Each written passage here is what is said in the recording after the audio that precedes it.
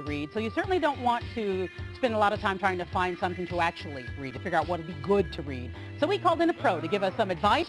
She's the author of young adult women's fiction and mystery novels as well, whose work includes The Debs, love that one, Night of the Living Debs, read that one in a day and a half, and The Cougar Club, read that one in 3 days. Welcome St. Louis's own Susan McBride back to Great Day St. Louis.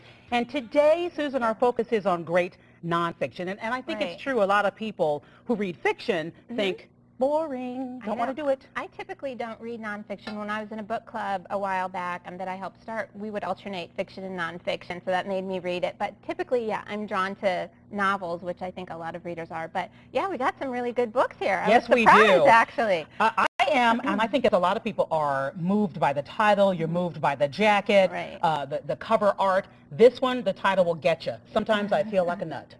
Yeah, Jill Kargman has written novels. In fact, she wrote one about a cougar called Arm Candy and the Ex-Mrs. Hedge Fund. She's known for her beach reads, but she wrote this book about her personal observations and essays, kind of looking back on her life, starting with growing up, and her dad was in advertising, which is why she said if I had to pick one ad kind of theme to define my life, it would be the Almond Joy Mars thing, you know, the sometimes I feel like a nut, sometimes I don't. And she's pretty nutty, so we get her take on everything from her prep school days where she felt like Wednesday Addams in Barbie Land to her living in some crazy apartments in New York with furry friends, little mice, and furry friends.